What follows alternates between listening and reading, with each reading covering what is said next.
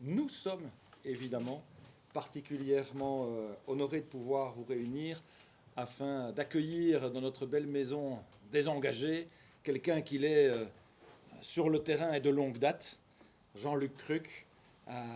Et si j'ai évité, comme peut-être d'autres auraient été tentés de le faire, de vous réunir uniquement tout seul avec Jean-Luc pour poser sur des photos à deux, mais que je le fais avec un aéropage un peu plus large, c'est probablement parce qu'on a un esprit différent, beaucoup plus collectif, un esprit d'équipe.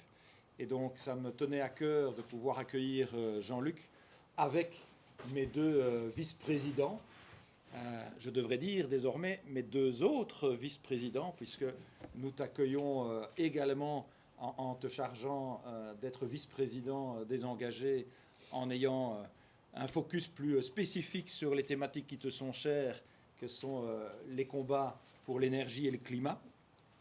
Et puis également avec nos leaders ennuyés, Catherine, bien entendu, comme chef de file de la province du Hainaut, chef de groupe au fédéral, et puis Mathilde, qui est notre députée régionale, issue de la Wallonie-Picarde et de la même circonscription que Jean-Luc. Et donc, c'est la raison pour laquelle nous sommes tous les cinq, en plus de Jean-Luc, présents pour pouvoir l'accueillir bien chaleureusement.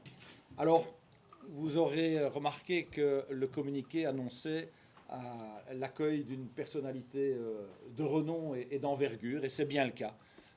Jean-Luc Cruc, vous le connaissez, parlementaire depuis de nombreuses années, mandataire de terrain avant tout et revendiqué comme tel, ministre également pendant quelques années, et donc c'est quelqu'un qui a une belle expérience politique, qui a décidé de franchir le Rubicon et de venir, tout en restant conforme à ses convictions et sa colonne vertébrale, s'investir pleinement dans le nouveau projet que nous portons depuis le mois de mars dernier, désormais, avec ce nouveau manifeste des engagés. C'est un renfort de poids, hors toute considération autre que celle de la popularité, puisque, oui, en l'occurrence, c'est quand même une personnalité du top 10 des mandataires les plus populaires de toute la Wallonie, tout parti confondu. C'est dire si c'est quelqu'un dont la notoriété est grande, mais la popularité est également très forte. En atteste d'ailleurs, outre sa superficie médiatique et sa force de travail qui est reconnue dans les enceintes parlementaires, ses résultats électoraux également dans son fief et son bastion de la Wallonie-Picarde.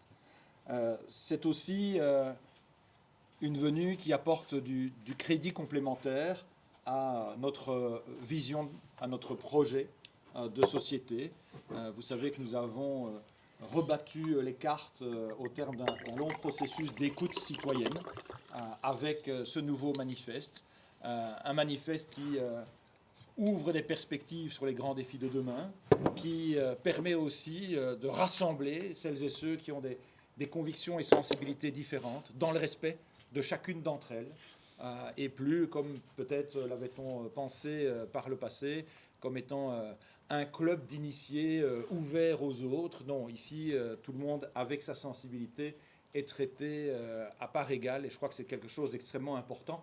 D'ailleurs, comment pourrait-on prétendre, comme force politique, vouloir faire le bien commun et rassembler les citoyens au-delà de leurs différences si nous ne sommes pas nous-mêmes capables d'intégrer, d'accepter ces différences, ces nuances, cette pluralité de sensibilité. Ce serait un non-sens, et donc je crois que ça c'est quelque chose d'extrêmement important. C'est une manière aussi de pouvoir rappeler que Jean-Luc, dont on connaît le combat de longue date pour faire de la politique autrement, pour faire de la gouvernance avec un haut niveau d'exigence, vient corroborer aussi cette ambition que nous affichons de longue date, mais réitérée avec encore plus d'acuité dans le manifeste. Et donc cette alternative politique que les engagés veulent incarner, mais trouve en la personne de Jean-Luc un ambassadeur de choix, de conviction et d'action qu'il est évidemment très appréciable de pouvoir compter désormais dans ses rangs. Jean-Luc, il le dira encore mieux que moi, n'a jamais caché et revendique d'ailleurs haut et fort d'être un libéral, mais un libéral vert et social, Et je pense que c'est loin d'être anecdotique, parce que c'est deux qualificatifs qui permettent de donner finalement du sens à ce libéralisme de cœur, est probablement aujourd'hui le grand absent du mouvement réformateur, et c'est certainement une des raisons qui l'a conduit à pouvoir aujourd'hui nous rejoindre pour que ces dimensions de progrès, ces dimensions bien éloignées du conservatisme que la direction est en train de prendre du côté du MR, a amené alors Jean-Luc à s'intéresser et à se retrouver dans notre projet. Vous le verrez aussi, pour qu'il n'y ait pas de mauvaise compréhension, Jean-Luc et tout ce libéralisme social et vert qu'il souhaite incarner intègre la grande maison des engagés. Il le fait à travers une autre porte, puisque on peut arriver dans une même maison avec deux portes différentes. Il souhaite pouvoir que sa sensibilité libérale, sociale et verte soit pleinement aussi reconnue, et ce sera le cas. Et donc, il souhaite que cette sensibilité, qu'il a qualifiée de sensibilité des nouveaux démocrates, puisse être pleinement reconnue et intégrée. Et donc, qu'il n'y ait pas de mal-donne.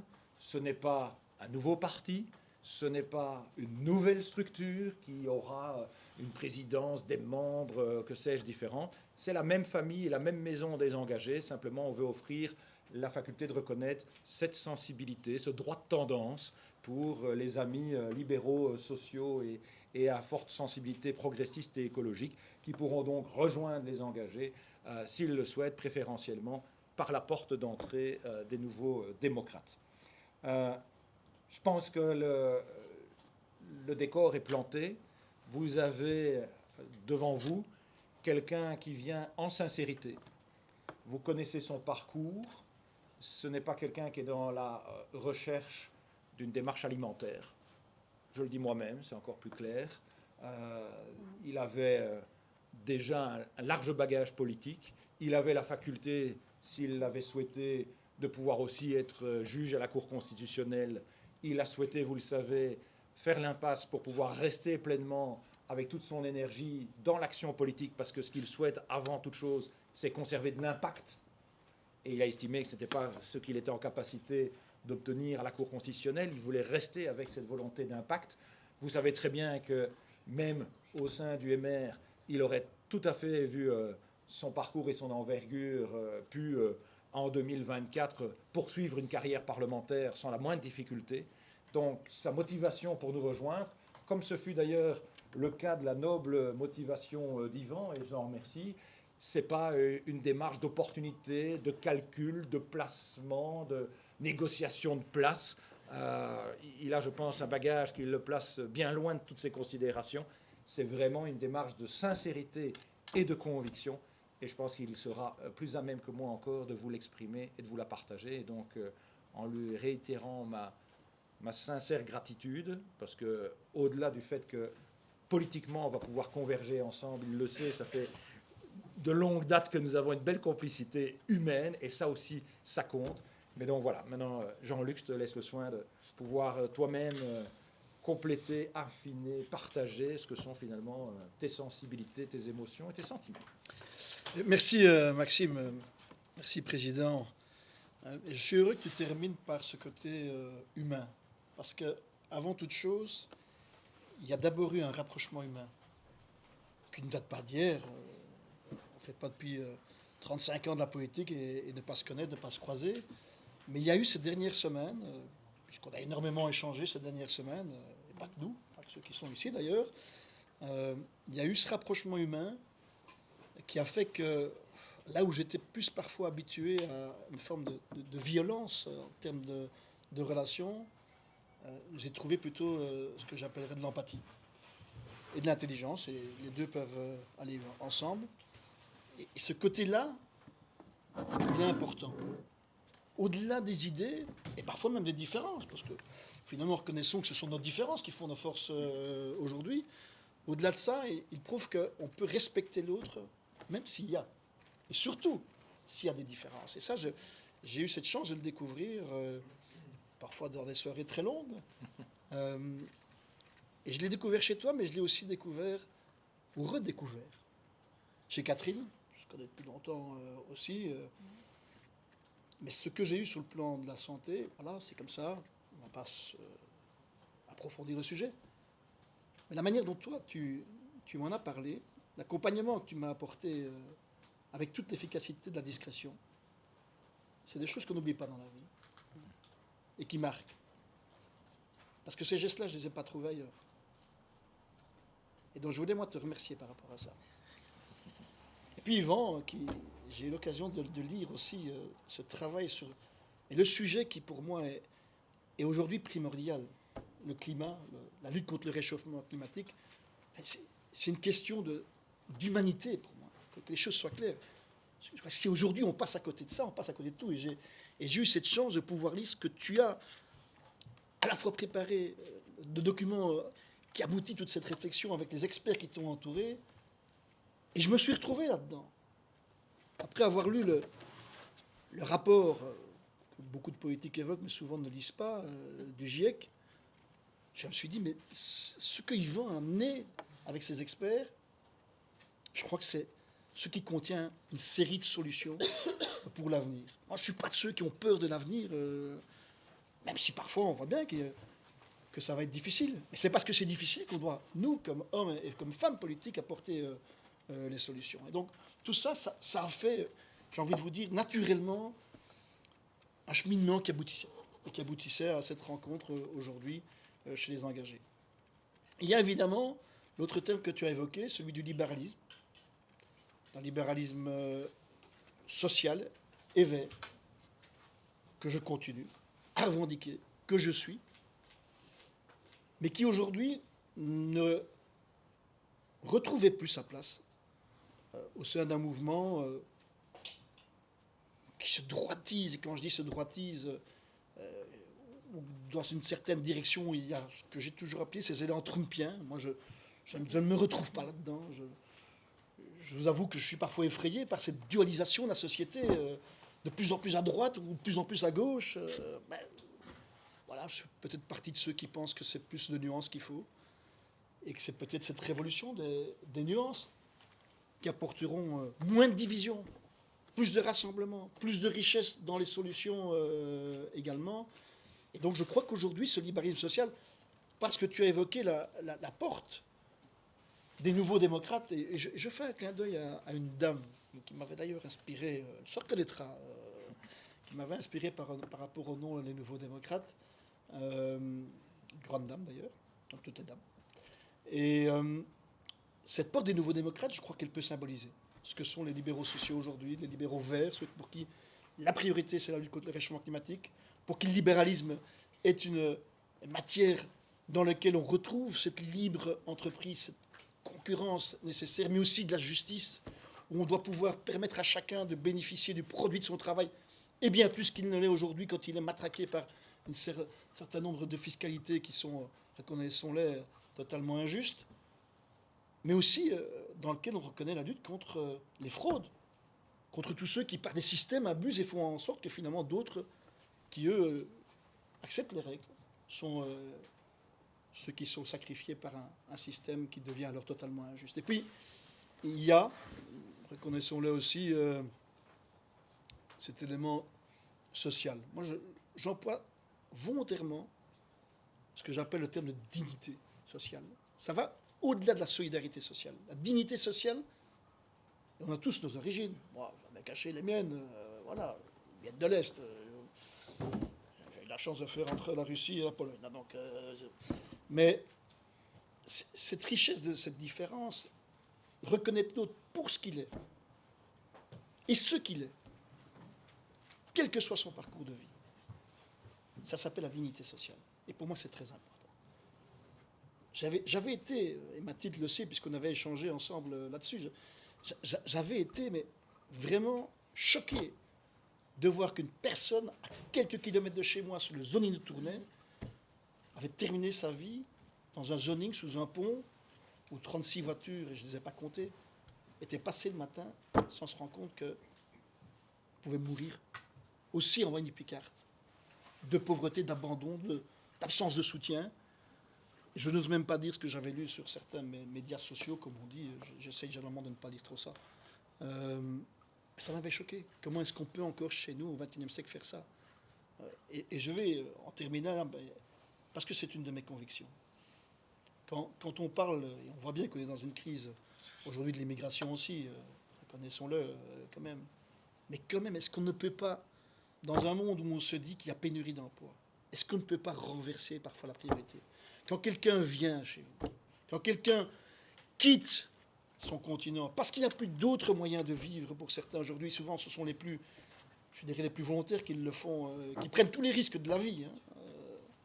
Est-ce qu'on ne peut pas considérer qu'une fois qu'ils arrivent, ils aient le challenge, non pas de dire vous serez nourri, vous serez logé, à boire et à manger, mais surtout vous ne pouvez pas travailler. Est-ce qu'on ne peut pas inverser les choses en disant, mais si vous en avez les moyens, formez-vous. Si vous avez la possibilité, travaillez. C'est une manière de s'intégrer. Et pas commencer par dire, hop de compte, vous restez sur le côté. Et puis on verra bien après. Vous savez, tout ça, ça amène à d'autres voies, qui sont à ce moment-là ce qu'on appelle le travail parallèle. Et si pas le travail parallèle, une forme d'abandon, de facilité. Donc je trouve qu'il y a plein de choses à faire. Mais tout ça, ça demande de la nuance, ça demande du respect, ça demande de la dignité, ça demande de la volonté. Et donc effectivement, moi, on dira que j'ai pris sans doute un risque. Nous dirons bon débarras. Je sais bien que sans doute il y aura un certain nombre d'anathèmes qui vont voler sur ou au-dessus de la tête. Bon, ça fait partie du jeu, il faut accepter cela. Ce qui est important, c'est d'être libre, à la fois en conscience, d'avoir ce que j'appelle le libre examen collé. C'est donc moi en toute conscience que j'ai fait ça, et ça n'est pas non plus désuet que de rappeler que pour tout ce qui parfois font les différences sur des sujets qui sont plus éthiques, c'est une liberté de conscience et une liberté de vote. Et je le dis parce que j'ai parfois pu comprendre que d'autres avaient eu des réticences à nous rejoindre, mais les portes doivent rester ouvertes. Quand il y a deux portes, elles peuvent être très larges, ces portes-là, et la maison peut et doit rester ouverte aux autres. Mais cette liberté-là, elle existe, elle a été reconnue, et donc ça ne peut pas être une excuse pour ne pas renforcer ce que j'appelle l'union de ces convergences, plutôt que d'aller alimenter ces différences. J'en termine vraiment là, mais ce matin, quand je voyais encore cet échange entre la maison des riches et le parti de la sieste, enfin, mais est-ce qu'on est vraiment là? Est-ce que c'est ça qui est important en politique? Est-ce que c'est ça qui fait la vie politique? Ou est-ce que ça, c'est le Muppet Show, le show d'abord, quoi, etc. Allez, revenons à l'essentiel. Et ce que je veux faire en gagnant la maison des engagés, ben, c'est de me consacrer à cet essentiel pour le temps qui me reste, mais avec toute la volonté qui est la mienne. Merci Jean-Luc. Les portes sont effectivement largement ouvertes, quels que soient les défis que les uns ou les autres veulent relever. Catherine! Merci Maxime. Écoute, cher Jean-Luc, voilà, on s'en a déjà parlé, mais évidemment c'est une double bienvenue pour ce qui me concerne. À la fois une bienvenue dans le mouvement, mais c'est aussi une bienvenue encore un petit peu plus particulière, puisque nous sommes même compagnons, si je peux m'exprimer ainsi, dans le Hainaut. Et donc c'est vrai qu'on avait régulièrement l'occasion de se croiser. Pas que de faire campagne électorale. Et donc, c'est vrai que voilà, c'est un renfort de poids dans le sens noble du terme pour le Hainaut, et ça, j'en suis ravie. Et c'est vrai que ce que j'ai apprécié, Jean-Luc, avec nos différents contacts, Maxime, c'est vrai, tu l'as dit, tu es quelqu'un de très engagé, tu as des convictions très fortes, à ce point même, tu me permettras quand même une petite tournure de phrase, que tu as aussi des petits côtés enragés, mais à bon escient, dans le combat, on vient encore de le sentir quand même à l'instant. Et donc, quoi de mieux, évidemment, que de continuer à porter ces combats ensemble, dans une approche qui a toujours, je pense, été la tienne, à savoir une approche de collaboration, et pas du tout une approche de confrontation. Et pour moi, c'est quelque chose qui est particulièrement important, ainsi que le fait de vouloir sortir des étiquettes terriblement réductrices. Et ça, je me sens aussi particulièrement en phase avec ce côté qui est aussi un petit peu le mien. Alors, l'enjeu, c'est évidemment pour demain et après-demain de pouvoir porter ensemble une force pour qu'elle pèse sur le plan politique, plus encore qu'aujourd'hui. Une force qui pèse, et je dirais peut-être un petit mot parce que c'est vrai par rapport à des enjeux qui sont majeurs et tu les as rappelés. Mais et évidemment, il est toujours beaucoup plus facile, beaucoup plus sexy de courir après les extrêmes. Il est sans doute beaucoup plus rentable au niveau des médias d'avoir des petites phrases choc, des petites formules très simplistes. Mais dans le fond, c'est pas ça qui est le plus important dans la vie des gens de tous les jours. Et c'est ça, c'est ce qui est important dans la vie des gens de tous les jours que nous voulons porter ensemble. C'est peut-être moins sexy a priori, dans la nuance, ce qui n'empêche pas l'audace, mais d'apporter des réponses, y compris à des projets qui doivent répondre à des situations qui sont complexes. Parce que la vie de tous les jours, ce n'est pas des réponses simplistes, ce sont effectivement des réponses dans la nuance et des réponses complexes par rapport au thème que tu as évoqué, bien sûr, au niveau du climat, par rapport à ce libéralisme social et vert que tu veux continuer à porter, par rapport aux enjeux d'emploi, d'entrepreneuriat, aux inégalités, par rapport aussi à la santé, qui est un thème qui m'est cher et qui l'est encore un petit peu plus devenu pour toi. Et tu pourras aussi, par rapport à cela, je n'en doute pas, porter des enjeux à partir du point de vue des patients, qui restent évidemment des questions qui sont majeures et existentielles. Donc, bienvenue, une fois, deux fois, trois fois, et en route pour la suite, ensemble. Merci. Merci Catherine. Comme je vous l'ai annoncé en introduction, j'ai proposé à Jean-Luc de nous rejoindre en qualité de vice-président en charge plus particulièrement des dossiers climat-énergie, des dossiers dans lesquels Yvan s'est particulièrement impliqué ces derniers temps.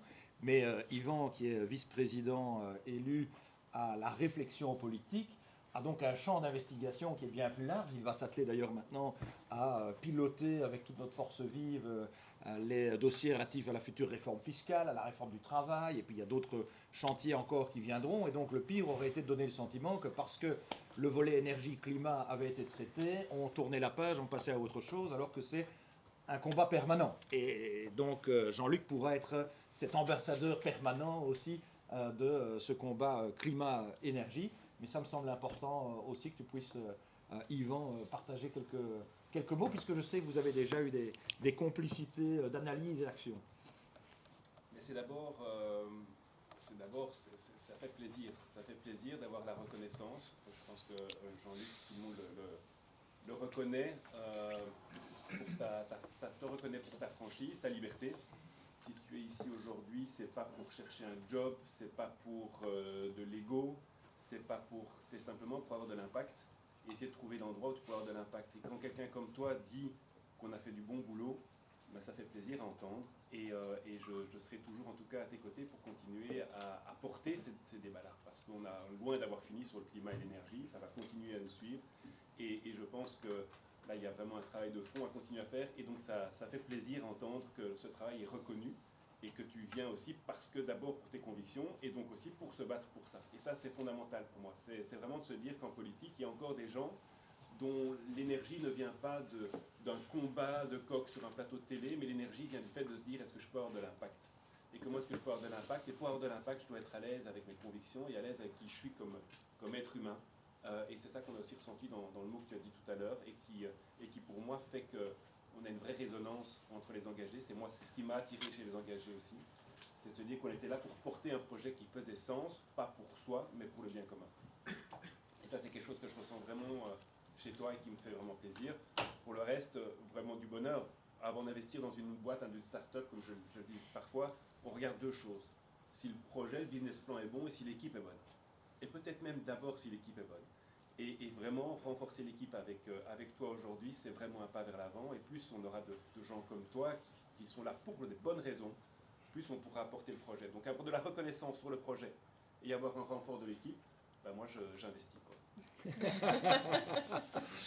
J'achète. Pas trop de mercantile. Non.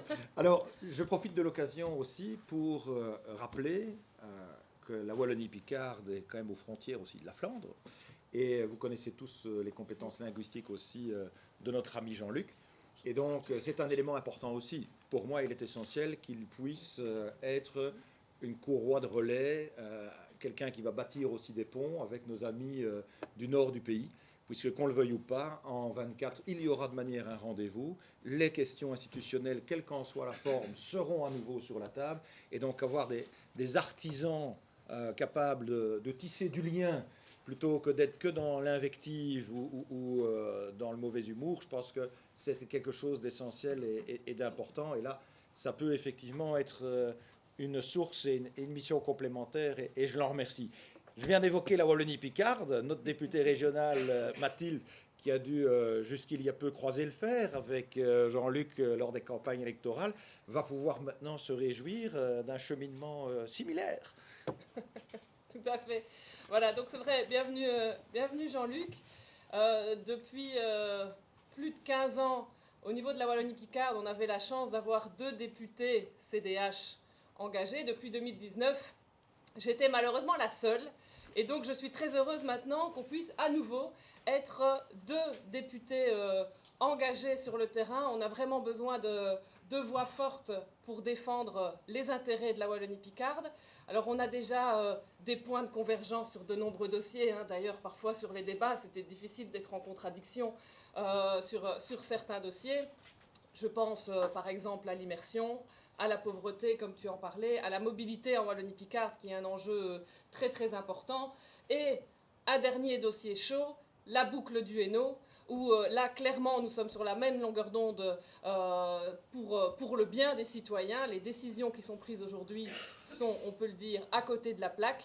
On a pu voir les sorties du ministre au nom du gouvernement. On a vu qu'ils avançaient finalement tête baissée alors qu'il y a d'autres possibilités. Et surtout l'écoute et l'attente des citoyens qui ont des propositions, qui sont allés au bout des démarches. Il faut pouvoir les suivre. Tu as annoncé que tu étais dans cette dynamique-là aussi, donc avec notre chef de groupe François Desquesnes, qui est aussi très dynamique sur le sujet, on continuera à se battre ensemble pour le bien des citoyens sur ce dossier-là. Alors, voilà, on a besoin de voix fortes, mais c'est vrai qu'il y a des qualités que j'apprécie vraiment chez toi et voilà, sur lesquelles on a déjà eu l'occasion de discuter et d'échanger précédemment. Au-delà des points politiques, on avait parfois un petit message l'un pour l'autre en fonction de situations privées également. Et donc, ton expérience, ton intelligence, bien sûr, mais aussi ta franchise. On le sait qu'en politique, c'est une qualité très importante que tout le monde n'a pas. Et donc, vraiment, ce point-là est essentiel. Et je suis certaine qu'on fera du très bon boulot ensemble, puisque sur les dossiers de Wallonie-Picarde, on avançait déjà en front commun. Voilà finalement une belle dynamique supplémentaire au sein des engagés. Merci Mathilde, tu as raison, tu as souligné sa franchise. Je pense que le parler vrai qu'incarne Jean-Luc, que modestement nous essayons aussi d'incarner, c'est quelque chose qui aujourd'hui est largement attendu de la population.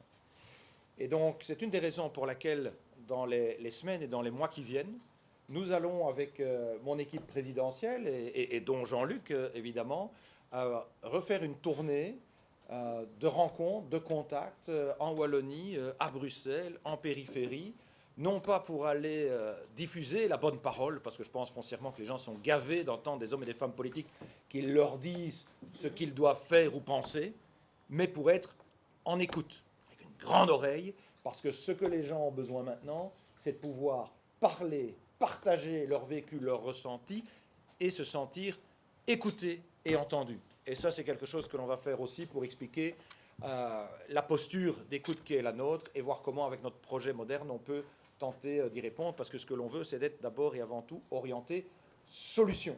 Et le terrain, c'est le terreau effectivement le plus fertile pour essayer de recréer un contact de proximité, de crédibilité avec les hommes et femmes politiques. C'est pas pour rien d'ailleurs que ce sont souvent les mandataires locaux qui sont encore les rares seuls hommes et femmes politiques à bénéficier d'un capital sympathie auprès des élus.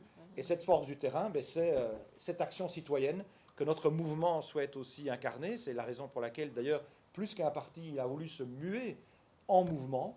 Et Gladys Kazadi, qui est notre vice-présidente en charge de l'action citoyenne, je le sais parce qu'elle me l'a glissé à l'oreille, est très contente d'avoir aussi un renfort qui sait ce que c'est que d'avoir les pieds dans la glaise pour être en contact des réalités de terrain. Effectivement, Maxime. Jean-Luc, en tant que vice-présidente à l'Action citoyenne, moi je me réjouis tu rejoignes tout d'abord l'équipe présidentielle et nos rangs chez les engagés.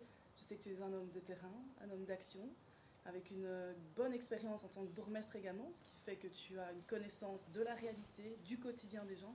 Et c'est des choses importantes, surtout quand on sait qu'on est face à un enjeu en termes de proximité pour pouvoir crédibiliser l'action politique.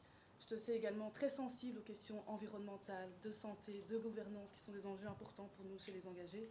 Et tout cela fait de toi une personne en phase avec les impulsions qu'en tant que vice-présidente, je souhaite lancer dans le cadre de l'action citoyenne. Donc, ravi qu'on puisse avancer ensemble. Voilà, let's go together, comme on dit en bon wallon. Je pense qu'on a assez causé, on a pu planter le décor. Avant de vous céder la parole pour les questions légitimes que vous pourriez avoir, je vais quand même m'autoriser à te remettre un petit cadeau. Je sais que tu es un adepte de la marche, moi aussi, y compris en Laponie, mais ça m'a moins réussi. Mais tu as déjà pu parcourir des centaines de kilomètres à travers le territoire wallon pour aller à la rencontre des gens. Et donc, comme tes chaussures doivent être fort usées et que maintenant tu as décidé de cheminer avec nous, je vais quand même t'offrir un petit cadeau de circonstance. Voilà. Même le papier couleur est turquoise.